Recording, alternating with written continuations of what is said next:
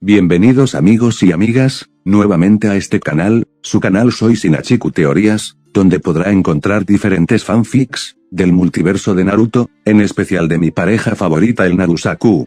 Hoy continuamos con la teoría llamada, Naruto Gaiden, Kitsune no Kibo, Zorro de Esperanza, del creador Angron 11.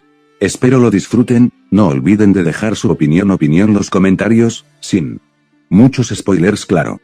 No olviden de dejar su like si les gusta el video, y si es el primer video que ven en el canal, los invito a que se suscriban y activen la campanita para que se enteren cada vez que suba un nuevo video. Y como siempre los invito a que dejen su apoyo al autor, dejaré el link del fic en la descripción al igual que mi canal de Gameplays, les agradecería mucho su apoyo allí. También. Sin más que decir, comencemos. Capítulo 33, especial, La sombra de Uzu. Naruto revisó la gran biblioteca, esa biblioteca que contenía la historia y tradiciones de su clan. Enterarse del legado y desaparición de los Uzumaki fue traumático, le hacía sentirse solo, y la única manera que tenía de conectarse con su madre y sus antepasados era leyendo sobre sus costumbres e historia, empaparse de su espíritu, y asegurarse de que sus hijos y nietos también lo hiciesen. Puede que Uzushigakure ya no fuese un lugar habitable, y que su clan ya no tuviese tantos integrantes como tenía antiguamente, pero los Uzumaki solo morirían si se les dejaba de recordar. Uzu vive mientras haya un Uzumaki orgulloso de su linaje. El clan Uzumaki, contrario de lo que se piensa, no es originario de la Nación del Fuego.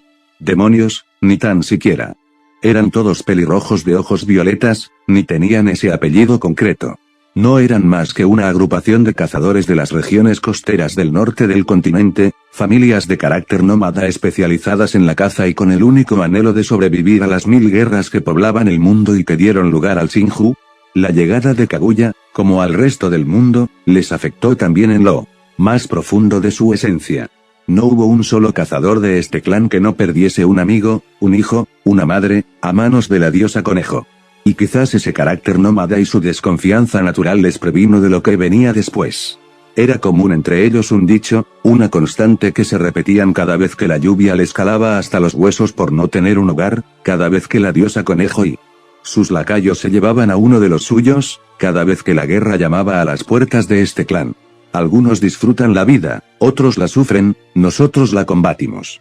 Así que, cuando el gran Hagoromo Ototsuki venció con la ayuda de su hermano a la tirana y la selló en la luna para no volver a verla, y posteriormente apareció frente a estos cazadores ofreciendo un regalo, ninguno lo aceptó.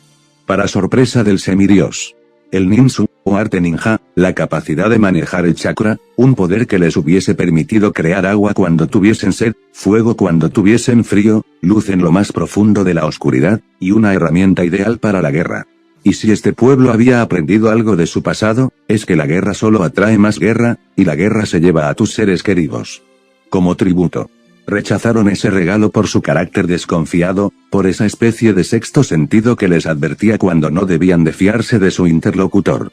Y era curioso esto último, porque no percibían maldad en ese hombre, compartieron su comida con él sin dudarlo. En ese hombre detectaban inocencia, y la inocencia está condenada a morir en un mundo en guerra. Despidieron al gran Hagoromo, con la promesa de que, sin el regalo del ninsu, ellos contribuirían a la paz de la forma que mejor sabían, sin dejarse llevar por la ira ni la codicia. Intentando vivir su vida humildemente. Desgraciadamente, este pueblo fue una minoría en comparación con los que sí aceptaron el ninsu.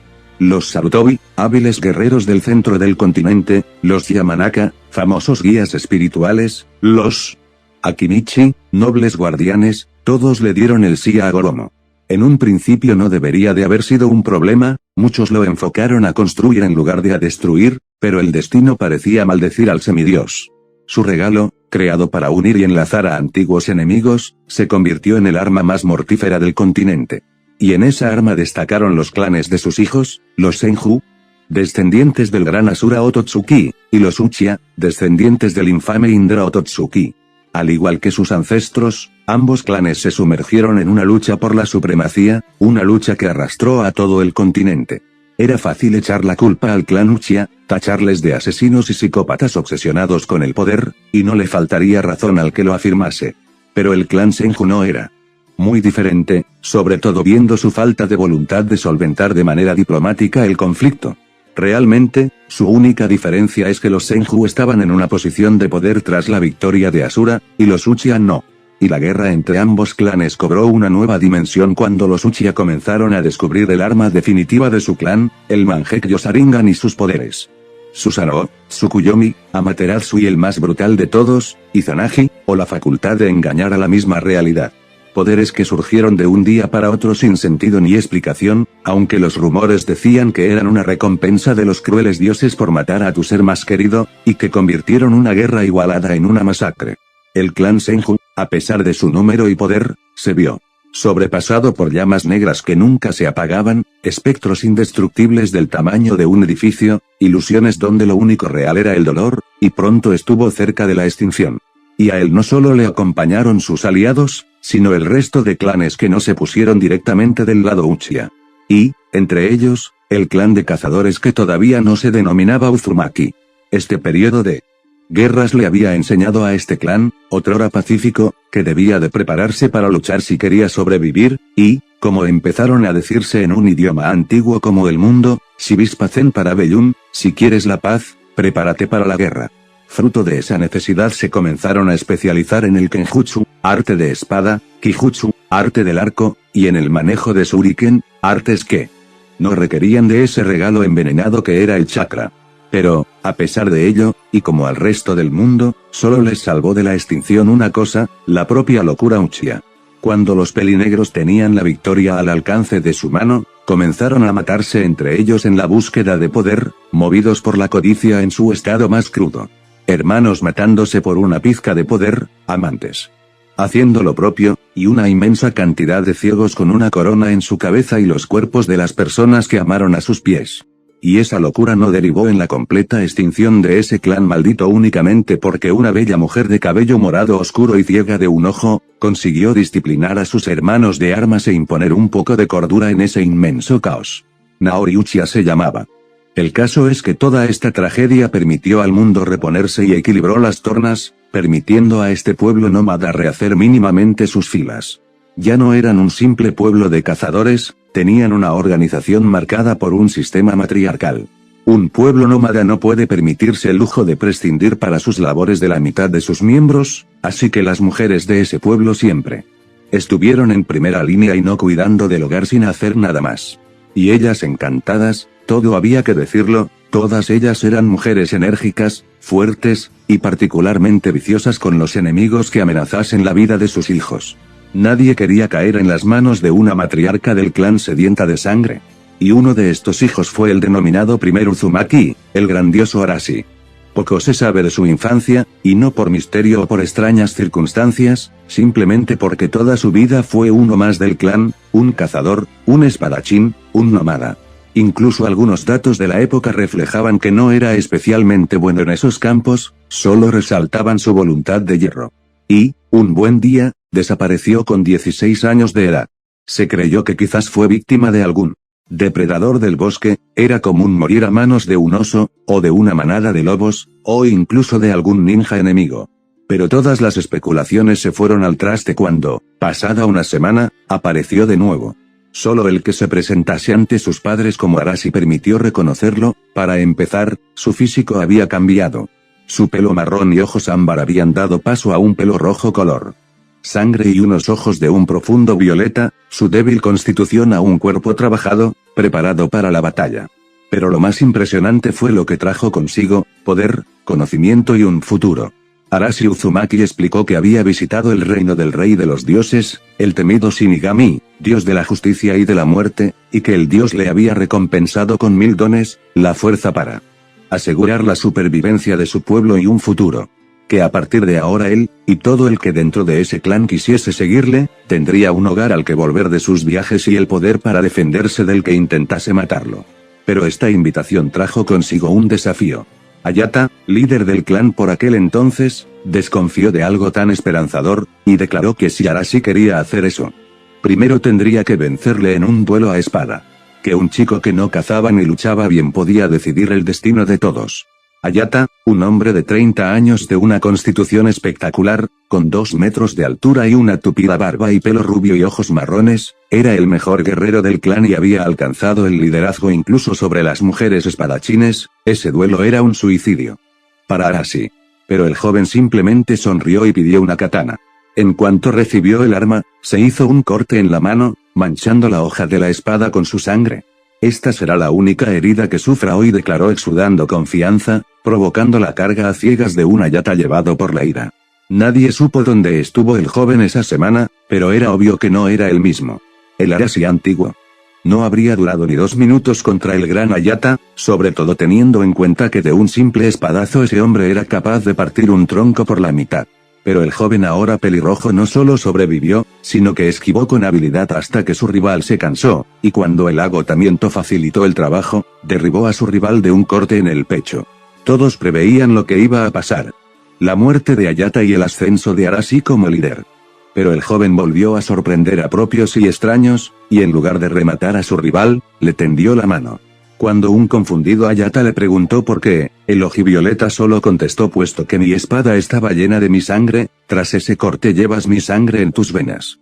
Nunca podría matar a un hermano de sangre, y le tendió la mano al gigante, que la tomó con respeto y aceptación. Y, con ese apretón, Ayata vio como su pelo y ojos se tornaban también rojo y violetas respectivamente, como un inmenso poder le invadía. Ayata había recibido el regalo de Arashi, y se había convertido en el segundo Uzumaki. Y de paso ambos contendientes crearon la costumbre más antigua y sagrada del clan junto a la denominada Luna del Cazador, el desafío por el poder, o como se lo conoció, Olmgango. Camino a la isla en referencia a lo que ocurrió después. Arashi, gozando del respeto de su pueblo, se presentó como Arashi Uzumaki, en referencia al remolino del lugar donde adquirió todos sus conocimientos, y ofreció a cada hombre, mujer y niño el adquirir el mismo poder que él tenía. Cuando le recriminaron hacer lo mismo que hizo Agoromo antiguamente, Arashi les explicó que su pueblo no podía seguir más tiempo combatiendo en desventaja, que fueron soberbios al rechazar una fuerza que podría haber salvado a los suyos de la muerte en la guerra. Que el clan debía de renacer y ser fuerte. Si Vispacen para Bellum. Tal discurso caló hondo en los demás miembros de ese colectivo de cazadores, y al final absolutamente todos aceptaron ese nuevo don. Todos habían perdido a alguien, todos estaban agotados de luchar. Todos querían un futuro. Dándole la mano a Arashi, recibieron ese don tan parecido al ninsu. Sus cabellos pasaron a ser predominantemente rojos y sus ojos violeta, aunque en algunos casos conservaron su color original para sorpresa del nuevo líder del clan, que echaba de menos su pelo castaño claro aunque no lo reconociese, y sus reservas de chakra aumentaron incluso por encima de los niveles medios de clanes más fuertes, como el Senju o el Uchiha. Guiados por el gran Arashi Uzumaki, atravesaron un continente en guerra en dirección este, la dirección que Shinigami le había indicado al pelirrojo. Era un camino suicida, como muchos pensaron. Era imposible que por el camino no recibiesen ataques de los Senju, de los Uchiha, de los Nara, pero ninguno tuvo en cuenta el nuevo poder de Arashi. El ojivioleta había sido bendecido por Shinigami, además de con una naturaleza afín al Suiton y al Katon, con 3 nuevos elementos invocados de su mismísimo reino: el elemento Chitón, sangre; el elemento One, hueso; y el elemento Hai, ceniza.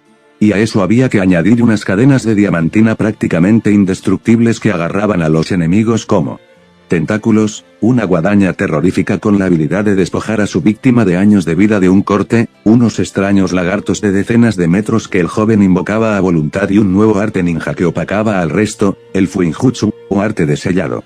El nuevo clan Uzumaki atravesó el continente desde el norte hasta el este, actualmente territorio de Kumo, Konoha y el país de las aguas termales, con Arashi eliminando a todo aquel que se atreviese a retar a la comitiva. El ojivioleta había salido puramente Uzumaki, y se demostraba particularmente vicioso con sus enemigos, ganándose al poco la temible reputación y respeto que solo podía otorgar el miedo. Ni tan siquiera el clan Uchiha osó interponerse en ese camino, e incluso se le fueron uniendo otras personas desarraigadas. Personas sin hogar o cansadas de la guerra, rumbo al destino marcado por Arashi. Tras meses de viaje, el clan nómada cruzó el mar y llegó al lugar donde se asentarían definitivamente, una isla desconocida hasta entonces, Entre 1000 remolinos que inexplicablemente no les hicieron nada, con extensos bosques y un gigantesco volcán en su interior, un lugar que bautizaron como Uzusio, remolino entre mareas. El propio Arashi Uzumaki lo declaró en viva voz: nuestro espíritu inquieto nos llevará a seguir recorriendo el mundo, pero nuestra alma nos traerá siempre de vuelta aquí. Más que una declaración, fue una especie de profecía, puesto que cada Uzumaki sintió, nada más ver su nuevo hogar, la necesidad de estar cerca de él. Los Uzumaki que por su carácter inquieto o vicisitudes del destino se alejaban de ella, a menudo se descubrían mirando al este, a Uzu. E incluso los que buscaban un lugar donde vivir, inconscientemente acababan asentándose cerca del territorio de la Gran Uzu. Y asentados allí, los Uzumaki comenzaron a crear su nuevo mundo. De inmediato se hermanaron con la isla más cercana, Nami-no-Kuni, país entre las olas, anexándola a su territorio, así como la costa cercana con sus extensos bosques. Crearon relaciones con las cercanas islas del sur, futuro país del agua, y con los pueblos del interior al norte y al oeste, actuales Kumo y Konoha, y construyeron una fortaleza en esa isla acorde a lo grandioso del proyecto de futuro que tenían en mente. Y todo ello sin abandonar su equilibrio con la naturaleza, una huella imborrable de su pasado nómada y cazador, del que todavía conservaban antiguas costumbres, como la de salir a cazar en la luna llena más grande del año o la luna del cazador, convertida ahora en una forma de que los jóvenes Uzumaki demostrasen su valía. Incluso ese equilibrio con la naturaleza pareció reflejarse en sus afinidades elementales, predominando el Suiton y el Doton. Todos ellos siguieron entrenando sus artes de Kenjutsu, Kijutsu y uso de Shuriken, a lo que añadieron el uso de las cadenas y, en casos excepcionales, el uso de alguno de esos 3 elementos nuevos que manifestó Arashi, aunque ninguno más de uno a la vez, tal era su poder que solo el pelirrojo original podía usarlos. Pero donde destacaron de verdad los Uzumaki fue en el Fuinjutsu. En un principio, debido a su carácter nómada, ese pueblo había rechazado como inútil el arte de la escritura, creyendo que con el manejo del ninjutsu y de las nuevas artes de Arashi bastaría, pero Arashi les demostró cuán equivocados estaban. Se celebró un duelo contra los 10 mejores Uzumaki, en el que el Oji Violeta declaró que si uno llegaba a tocarle ganaría el liderazgo del clan. El joven pelirrojo se sentó en posición de loto en el suelo, rodeado de cientos de papeles. Y esperó. Los hombres y mujeres que se enfrentaban a él le miraron extrañados, y se lanzaron al ataque, invocando sus cadenas, desenfundando sus katanas, e incluso 3 de ellos reuniendo los 3 grandes elementos del denominado Rei Uzumaki. Y todos ellos perdieron sin tan siquiera acercarse. Los papeles que rodeaban a Arashi comenzaron a brillar, liberando decenas de técnicas que destruyeron cualquier ofensiva. Muchos se hallaron paralizados cuando la tinta de los pergaminos se extendió por su cuerpo tras tocarlos. Otros vieron cómo sus técnicas de ninjutsu eran contrarrestadas sin dificultad por su afinidad fuerte, como técnicas de Raitón contra el Suiton. Los últimos en caer fueron los 3 usuarios de hueso, sangre y cenizas. La ceniza se enfangó bajo el agua, el hueso se quebró ante el viento y la sangre se evaporó ante el fuego. Sin moverse, el rey Uzumaki había demostrado el poder del Fuinjutsu, el poder de la imaginación. Manejar los 5 elementos y 1000 técnicas más.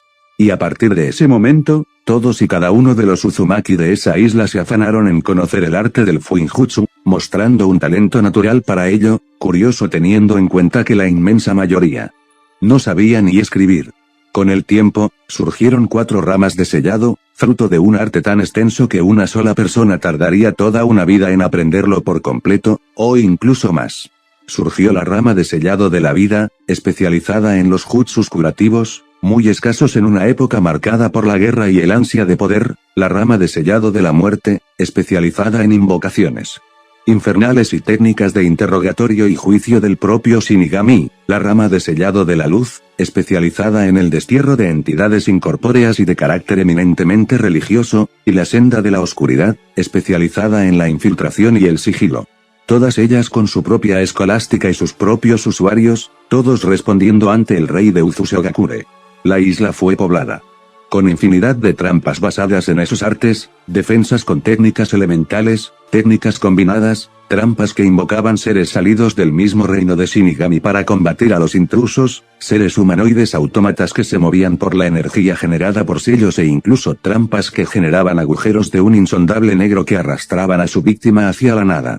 Si a algún enemigo se le ocurría invadir esa isla, pagaría el precio en hueso, sangre y ceniza. Y, fuera de las enseñanzas de Arashi, ocurrió algo extraño, sorprendente para el Ojivioleta.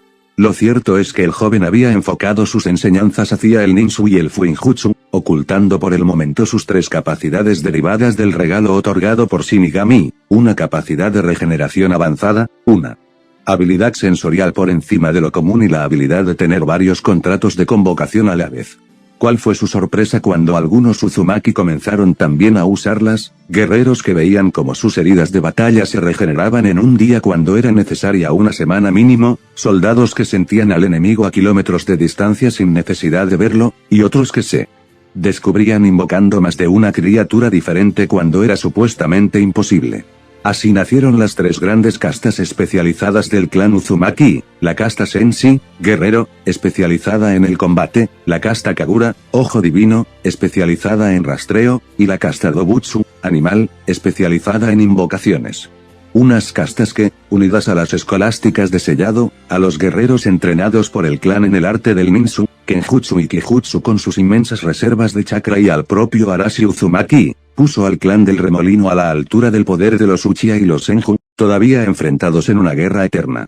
Obviamente, ambos clanes vieron en el clan Uzumaki la oportunidad perfecta para imponerse en su guerra eterna, y enviaron emisarios a negociar con el gran Arashi Uzumaki, rey de Uzusogakure, señor de la ceniza, la sangre y el hueso, esperando convencerle. Pero destacó en este caso el emisario del clan Uchiha, Naori Uchiha. La joven pelimorada había asumido el liderazgo del clan el tiempo justo como para que se civilizase lo suficiente y adoptara un objetivo común. Mostrándose como una líder serena, fuerte, irónicamente, completamente cuerda en materia de ansia de poder. Una Uchiha libre de la maldición del odio. Y esta fue la razón por la que no asumió el liderazgo del clan Uchiha por más tiempo, porque el resto de su clan sí la sufría. Tomó las medidas necesarias para asegurarse de que dejasen de matarse unos a otros prohibiendo el uso del Izanagi, y posteriormente se retiró del mando, dejando que su hermano redimido tomase las riendas. Pero, en cuanto supo de la intención del clan de enviar un emisario a negociar con el clan Uzumaki, ella misma abandonó su ostracismo y se ofreció a ir. ¿La razón? No se la explicó a nadie, al igual que nadie supo que hablaron la joven ciega de un ojo y el rey Uzumaki. Los escritos dejan constancia de la desaparición de ambos durante una semana, para luego volver la Uchiha con un pacto de no agresión entre ambos clanes y uno de los ojos del gran Arashi Uzumaki en la cuenca del que tenía ciego.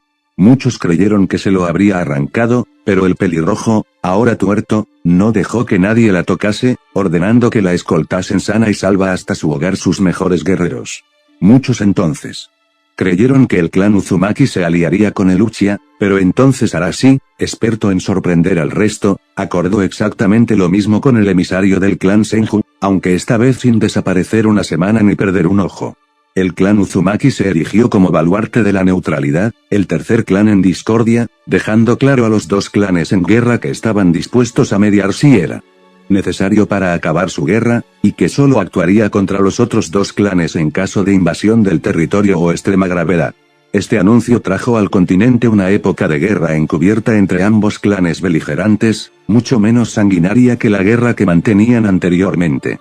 Era cierto que la denominada en la actualidad era de guerra entre clanes seguía en su apogeo, cobrándose la vida de miles de personas sin piedad, pero al menos se había dado un primer paso hacia una ligera estabilidad al crear un territorio libre de guerra como era Uzusio y sus territorios anexados. Una vez alcanzada esta paz, y con un clan próspero bien organizado, Arashi renunció a su corona y decidió ver mundo y viajar, dejando a su mujer, Matami Uzumaki, de reina con sus 5 hijos, ya mayores en la isla. De nuevo no hay registros de qué pudo hacer durante este periodo el legendario Uzumaki, pero el clan atribuyó este viaje a la necesidad de todo Uzumaki de ver mundo, una reminiscencia de su época nómada. Las décadas siguientes fueron testigo del auge del clan Uzumaki. Sus fuerzas se ampliaron a casi 2 millares de efectivos, sus edificaciones cada vez fueron más altas y elaboradas, y su conexión con su isla más fuerte. Se volvieron auténticos marinos, fruto de la necesidad de viajar que todos sentían, creando también un fuerte vínculo con el mar y una cultura popular sobre bestias marinas y seres mitad humano mitad pez, fruto seguramente de su relación con la población del país del mar, con la que sentían una cierta empatía debido a su vivencia en islas también. Se rumoreaba incluso que un gigantesco kraken vivía en las inmediaciones de la isla, y que él era la causa de esos remolinos, que defendía Uzu de los invasores. El ojo del remolino le llamaban los niños, influenciados por las historias que les contaban sus madres. Las calles recibieron el don de Ryumyaku, o vena del dragón, un circuito de energía basada en el volcán de la isla, que recibió el mismo nombre, y conducida con Fuinjutsu que alimentaba las defensas del clan, e iluminaron con una extraña luz púrpura toda Uzu. Su isla civil, Nami, se benefició enormemente de esta posición neutral de su isla hermana, y floreció como un importante centro comercial y económico que sumó aún más poder al clan de los pelirrojos. En fin, Uzu y su hermana Nami prosperaron, permitiendo a los Uzumaki incluso crear una cultura alrededor de su historia y empezar a denominarse Uzushogakure, aldea escondida entre remolinos y mareas. En lo referente al liderazgo del clan, este se dividía en 3 poderes, uno encargado de la dirección diaria del clan, a cargo del denominado rey-reina de Uzushogakure, uno encargado de elaborar las leyes y de los asuntos más relevantes del clan como declarar guerras, a cargo del Consejo Uzumaki, y uno encargado de juzgar, normalmente vinculado al culto de Shinigami. El monarca de Uzushogakure tenía que ser justo, ecuánime, y se le exigía un carácter más calmado que al resto de miembros del clan. Era común seguir en este aspecto con el Ongang instaurado por Arashi Uzumaki, respetado por cada Uzumaki como un dogma de fe innegable. Si el rey de Uzushogakure no era justo, o alguien creía que podía hacerlo mejor, solo tenía que desafiarlo a una lucha a katana dentro del sagrado territorio del reino de Uzushogakure, una lucha sin chakra que podía ser desde a primera sangre como a muerte. Los contendientes debían de presentar una ofrenda de hueso, sangre y ceniza para poder luchar, en homenaje a esos elementos sagrados que estuvieron presentes en la lucha entre Ayata y Arashi. Luego se hacían cada uno un corte con sus armas en la palma de su mano, y manchaban las hojas con su sangre, para que recordasen que serían hermanos de sangre a partir de la primera herida. Si el aspirante vencía, era automáticamente nombrado rey de Uzushogakure, sin necesidad de más ceremonias. En cuanto a la elaboración de leyes, puede que Uzu fuese de facto una dictadura militar, pero incluso el rey Uzumaki más tirano tenía que respetar al consejo. Tanto era así que en el acceso a este consejo estaba vetado el Ongang, pudiendo solo acceder los líderes de las principales familias, los de las 3 castas, los de las 4 ramas de sellado, el sumo sacerdote de Shinigami y los guerreros más destacados y heroicos, y estos últimos solo a título de excepción.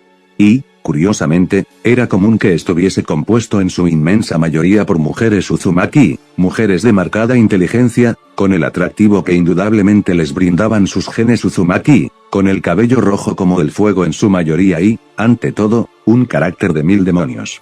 Quizás por esto último los hombres no soliesen formar parte de ese consejo, solo los más valientes se atreverían a meterse en esa sala con todas esas féminas Uzumaki y contradecirlas en algo.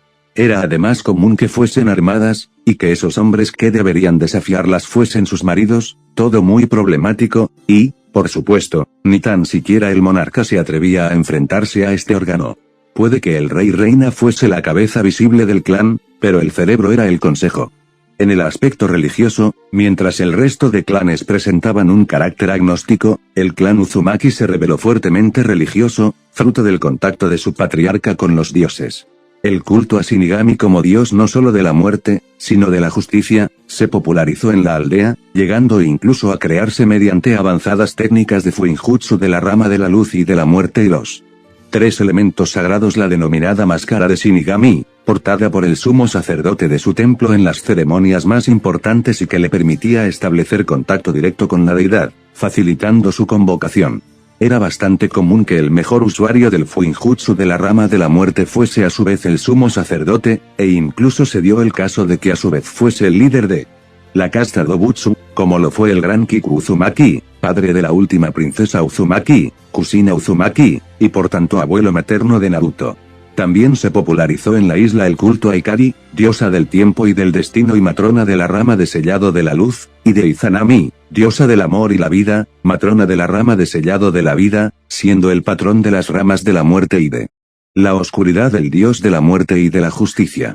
El resto de dioses, por disposición expresa de Arashi Uzumaki, no eran adorados por el clan, aunque sí que eran respetados en atención a su alcurnia. curioso, puesto que era común entre los pueblos marítimos adorar a Susanoo, dios de la guerra y de las tormentas, pero nada en el clan del Remolino era normal. Y en el ámbito familiar, el clan Uzumaki tenía el orgullo de ser el único clan sin ningún huérfano desamparado de todo el continente Shinobi. En el clan, ya desde su época de cazadores nómadas, había una ley no escrita: nunca se abandona a la familia. Podías viajar, podías alejarte, pero siempre debías volver con tus seres queridos. Los niños recién nacidos eran recibidos con una ofrenda de sangre, ceniza y hueso, una bienvenida al clan. Incluso los mestizos que nacieron sin suficiente chakra o genética Uzumaki, si sus padres lo deseaban, recibían el ritual de Ketsueki no Jundo, pureza de sangre, un ritual de Fuinjutsu derivado del que realizó Arashi con los primeros Uzumaki y que despertaba estos potentes genes en el joven, y pasaban a ser Uzumaki pura sangre de pleno derecho. Si un infante, por avatares del destino, perdía a sus padres, era de inmediato adoptado por su familia cercana, y si no tenía tampoco, por el mismísimo sumo sacerdote de Shinigami, el rey o la matriarca más influyente del consejo. Era un honor cuidar de un huérfano Uzumaki, una forma de demostrar al clan tu amor por él, por lo que a esos niños nunca les faltaba de nada. Y, en contra, el abandono, asesinato o vejación de un niño Uzumaki era castigado de la forma más brutal. Como ya se había aclarado antes, los Uzumaki eran particularmente viciosos con los que amenazasen a sus retoños.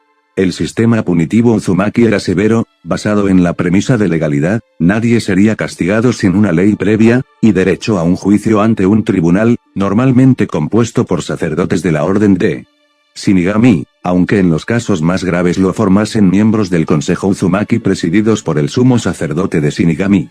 Los castigos variaban desde las multas y los trabajos en beneficio de la aldea hasta la prisión en los casos habituales. Sin embargo, en los casos más graves, los castigos se endurecían extraordinariamente, sobre todo teniendo en cuenta que, a diferencia de otros clanes, como el Uchiha o el Kaguya, estaban prohibidas algunas barbaridades, como el infanticidio, y en cualquier circunstancia. Era común para aquellos Uzumaki que abandonasen o intentasen matar a su hijo el ritual de Shitsuchi, pérdida de sangre, la versión alternativa del Ketsueki no Jundo, pureza de sangre, que privaba al condenado de cualquier rastro de los genes Uzumaki en su organismo, llegando incluso algunos a perder ese pelo rojo tan característico, volviéndose blanco como la nieve. Los denominados espectros de Uzu, porque para el clan no estaban vivos, pero para el resto no estaban muertos, condenados al ostracismo y la vergüenza. La ejecución solía ser el castigo para el asesinato, y, para los criminales más viles, el sumo sacerdote de Shinigami estaba autorizado a emplear el Ninpo, Uchikaemono no Fuai no Fuin, sello de la corrupción de la bestia interior, la peor condena a la que te podía someter el clan y que te convertía en un monstruo si cometías más malas acciones. Pero volviendo a la historia del clan Uzumaki, tras décadas de prosperidad, el gran Arashi Uzumaki volvió a su tierra, y lo hizo con un único objetivo: disfrutar el tiempo que le quedaba de su familia, que ya le había dado nietos y bisnietos, asegurarse de que Uzu no se hubiese corrompido, lo cual para su regocijo no fue así, y morir en su auténtico hogar. Se dice que se reunió con su esposa en sus últimos momentos, y le reveló todo lo que había vivido con Shinigami, lo que había pasado en su viaje y lo que estaba por venir. Un triste día de octubre, entre lluvias, Arashi Uzumaki, el primer rey de Uzu-Shogakure, patriarca del clan Uzumaki, murió de viejo. Viejo para los estándares humanos normales, porque para un Uzumaki 70 años era morir joven. Se organizó un gran funeral, uno que aglutinó a los miles de hombres y mujeres del clan e incluso emisarios de otros grandes clanes, hasta Senju y Uchiha, que dejaron de lado sus diferencias por un día.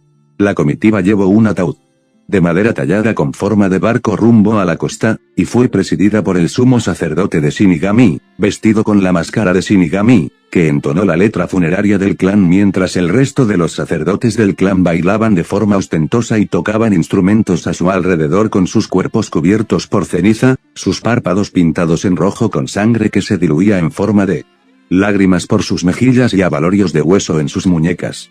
El mar te empuja, el ganado muere.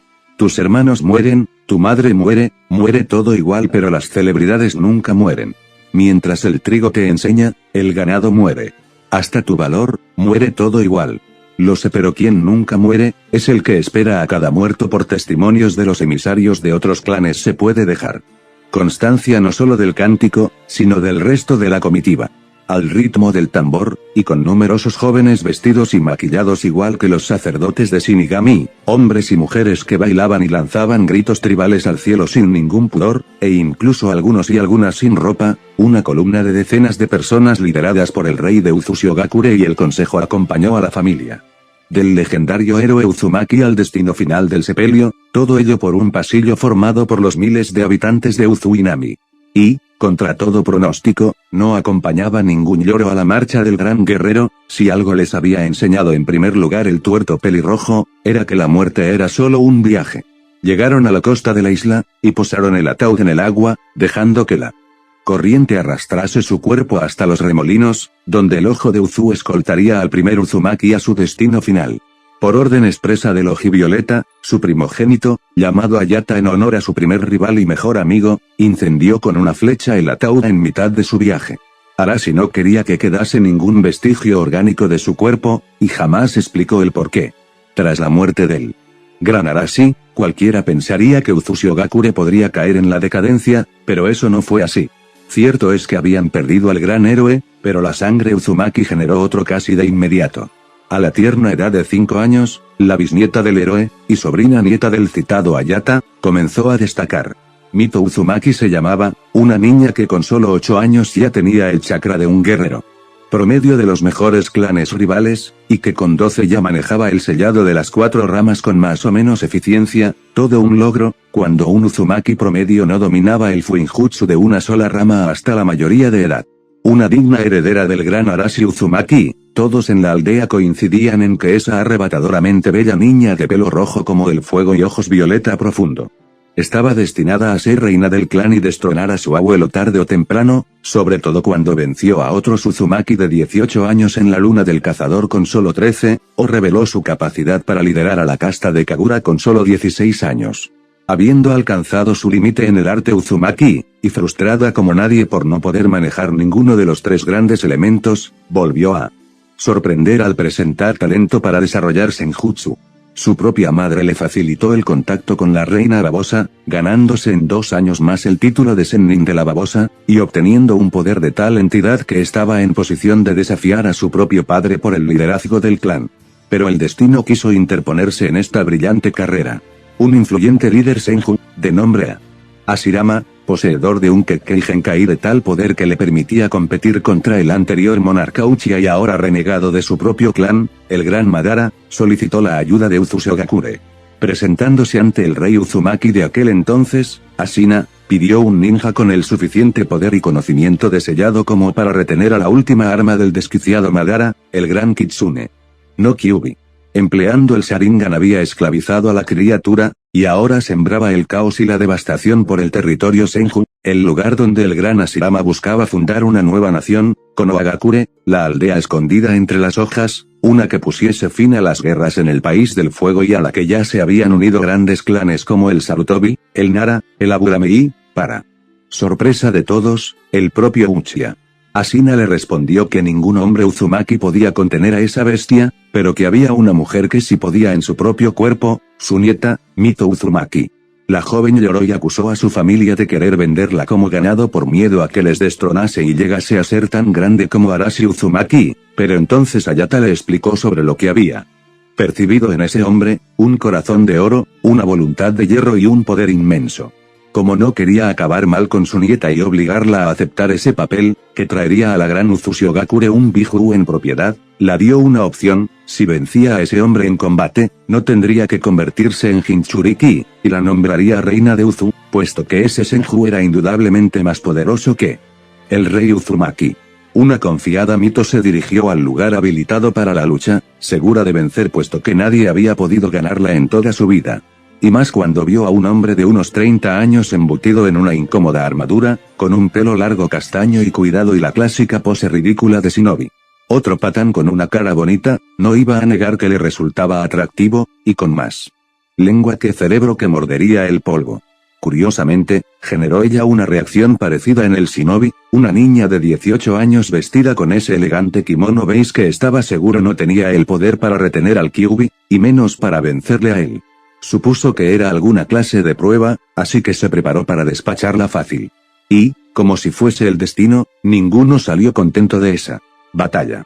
El denominado Shinobi no Kami, dios de los ninja, porque casi le vence una niña de 18 años, que le obligó a dar lo mejor de sí en todo momento y provocó que el resultado de la batalla se decidiese por la suerte, la por entonces princesa Uzumaki porque se veía derrotada por primera vez en su vida a pesar de usar senjutsu, sellos, el ojo de Kagura y su excelente entrenamiento elemental, donde incluso destacaba el elemento de Iton, barro.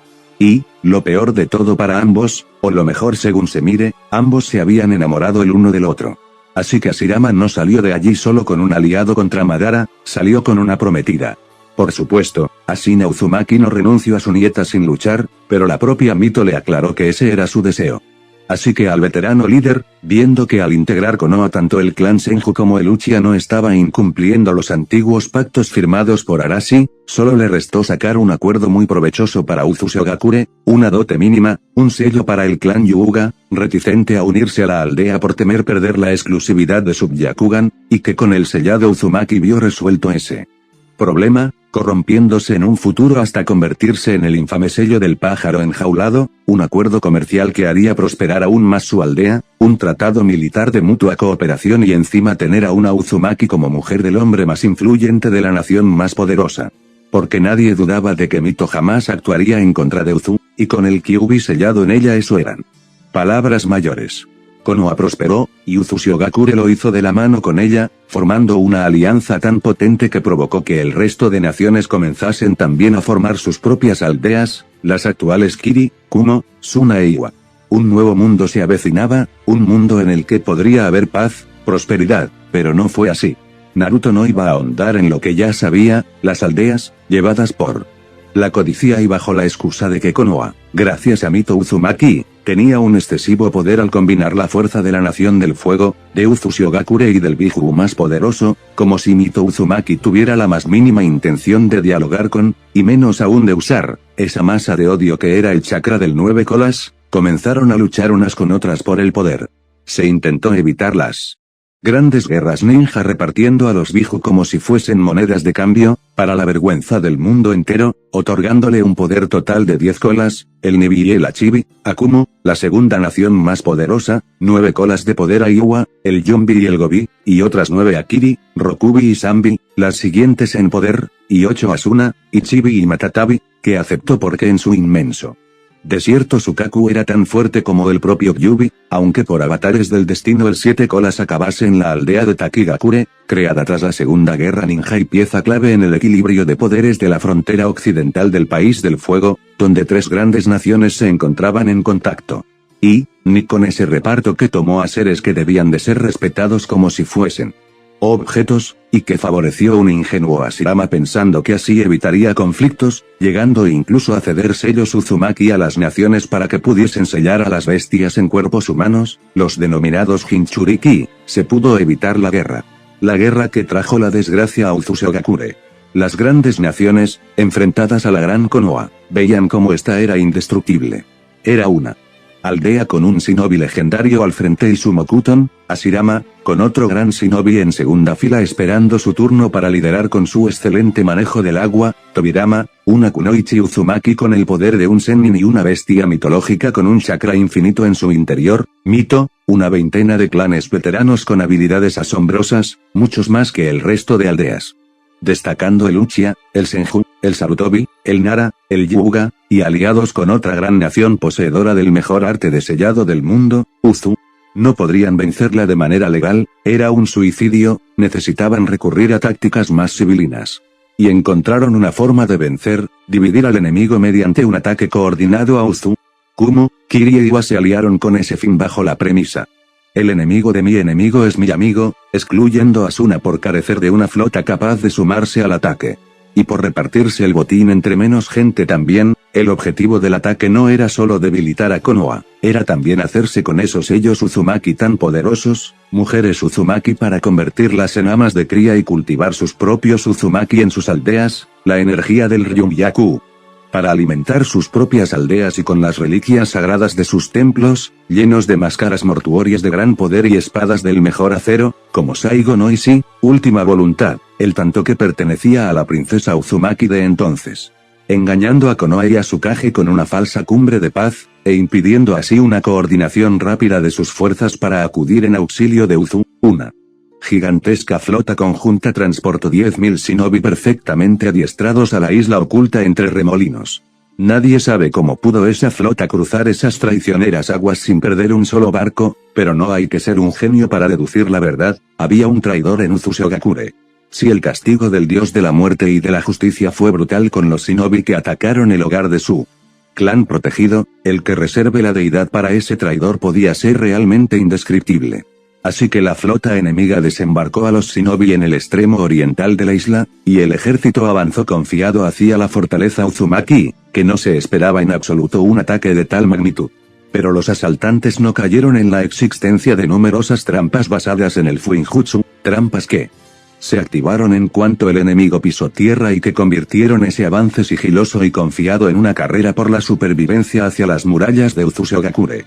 Agujeros negros que arrastraban a los infortunados shinobi que los tocasen a una dimensión desconocida, explosiones de un fuego verduzco intenso, criaturas que surgían de la nada y atacaban a los shinobi hasta que eran devueltas a golpe de jutsu a su mundo de invocación. Los escritos de la época hablan de que cerca de un tercio del ejército pereció en ese camino.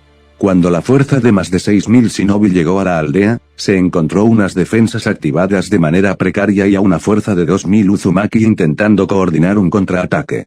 El combate traspasó pronto la muralla exterior y se fue desarrollando calle por calle, calles desalojadas de los no combatientes, que se refugiaron en la ciudadela interior a la espera de que Konoha acudiese en auxilio de los apurados defensores. Pero no llegó ninguna ayuda externa, y esos 2.000 valerosos Uzumaki fueron cayendo uno a uno, llevándose eso sí por delante a numerosos enemigos antes de morir. Tras días de intensos combates, Uzushigakure se reducía a su ciudadela interior, donde se encontraban las casas principales de Sellado, el Palacio Real, la Fuente del Ryumyaku y el Gran Templo de Shinigami. En cambio, los asaltantes se habían hecho con el resto de la ciudad y numerosos rollos de sellado sencillo, tales como los famosos sellos de almacenamiento o los explosivos que pronto se popularizaron en el resto del continente, un legado robado del que ya nadie habla, un ejemplo de cómo unos sellos inicialmente pensados para el transporte y facilitar las obras de infraestructuras se han acabado convirtiendo en nuevas armas shinobi por caer en malas manos. También se llevaron secuestradas una decena de mujeres Uzumaki, pero en este caso solo lograron contemplar una decena de cadáveres al día siguiente, todas ellas se habían suicidado mediante la versión original del sello del pájaro enjaulado, una muerte dulce muy diferente al resultado del corrupto sello actual de los 2.500 supervivientes del ejército. 1.500 fueron enviados de vuelta a sus aldeas con el botín, en previsión de una venganza de Konoha, dejando a 1.000 shinobi de élite para acabar con las últimas defensas. Puede que, viendo el final, esos 1.500 pareciesen afortunados, pero nada más lejos de la realidad, puesto que esos 1.500 ladrones, en cuanto pusieron sus sucias manos sobre su botín, quedaron sujetos al Nimpo, Uchikaemono no Fuai no Fuin, sello de la corrupción de la bestia interior, que los Uzumaki habían dispuesto en previsión de un robo. Su historia de cómo se convirtieron en bestias repugnantes a los pocos meses son de sobra conocidas. En la ciudadela, 200 maltrechos Uzumaki, entre los cuales destacaban muchos no combatientes y niños, preparaban la última defensa. Entre ellos destacaba el gran Kenta Uzumaki, último rey de Uzushigakure antes del ataque, Kiku Uzumaki, abuelo del gran Naruto Uzumaki, anterior rey de Uzushigakure y último sumo sacerdote de Shinigami, o la gran Fuso Uzumaki, líder de la casta guerrera y descendiente del mítico Ayata Uzumaki, el segundo Uzumaki de la historia, así como los líderes de las ramas de sellado, salvo el de la luz, que se encontraba en ese momento en un templo lejano en el país del demonio junto a su hijo. El final estaba claro para cada defensor y era obvio que no iba a llegar ninguna ayuda. Pero todos tenían claro lo que les pasaría cuando se iniciase el ataque final, y lo más preocupante, no había tiempo para disponer sellos de suicidio en los infantes Uzumaki.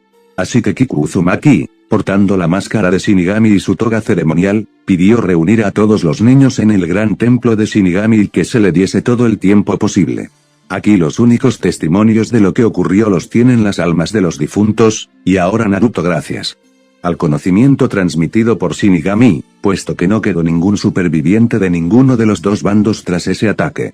Naruto pudo ver en los murales de Shinigami unas escenas perturbadoras.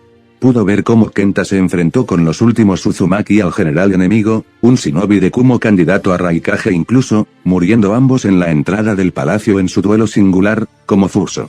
Uzumaki cargó con sus mejores guerreros contra el mando enemigo, llevándose por delante a centenares de enemigos y varios de los mandos subalternos antes de inmolarse para no ser capturada. Y también pudo ver lo que hizo su abuelo. Las imágenes representaban a un hombre atlético, muy fuerte, de un largo cabello rojo, vestido con una máscara gris con cuernos con la clásica expresión sonriente del dios de la muerte, en un fuerte contraste de gris y rojo, cantando el salmo funerario entre danzas tribales, rodeado de kanji arcanos y con todos los infantes haciendo coro. De forma antinatural, por todo Uzu se oyó el cántico. Maldito y ese coro infantil, helando la sangre de todos los shinobi asaltantes. Cuando la letanía finalizó, la isla entera tembló, estallando el volcán y revelando el plan final del último sumo sacerdote de Shinigami, sobrecargar el Ryumyaku para provocar la caída de la isla entera.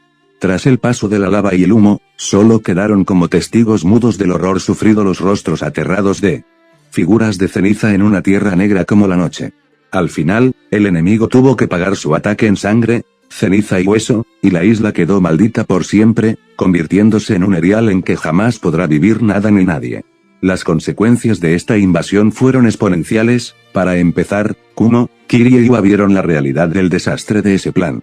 Con sus fuerzas muy reducidas, y carentes apenas de shinobi de élite, puesto que la fuerza de ataque estaba compuesta en su mayoría por sus mejores hombres, las tres naciones tuvieron que rendirse sin condiciones ante Konoha, poniéndose así fin a la primera guerra shinobi. El territorio de la antigua nación del Remolino, excluyendo esa isla maldita e inhabitable, fue anexado a la nación del fuego, conservando Nami no Kuni su independencia. Y los restos del clan Uzumaki se dispersaron por doquier. Cualquiera pensaría que este trágico suceso fue el fin de este clan legendario, pero ni la desgracia podría vencer la esencia luchadora de los pelirrojos del Remolino, un pueblo acostumbrado a luchar desde la época de la guerra de los clanes. En el país del demonio, el líder de la casta de la luz rehizó su vida, y su hijo se convirtió en el marido de la suma sacerdotisa de la orden de Ikari de tal región. En el país de la hierba decidió en cambio asentarse la líder de la casta Kagura, queriendo alejarse lo máximo posible de su antiguo hogar e iniciando una vida como una simple civil. En la lejana Roran, una Uzumaki superviviente de la casa de sellado de la vida replicó el Ryumyaku, creando una gran ciudad de la noche a la mañana con el propósito de albergar a los posibles supervivientes de Uzu y refundar la aldea. Y en el país de la lluvia, un joven miembro de la casta Dobutsu se cubrió con el anonimato, para no volver a ser visto. Y en Konoha, a la gran mito Uzumaki se sumó la última princesa Uzumaki y heredera de facto de la isla estéril de Uzusio, Kusina Uzumaki, madre de la postre más grande Uzumaki. Desde el gran Arashi, Naruto Uzumaki. Como bien sabía el rubio, su clan solo moriría si se olvidaba esto, y ahora tanto el Ojiazul, como Karin Uzumaki y Shio Uzumaki eran el legado de ese clan, y tenían la responsabilidad de salvarlo.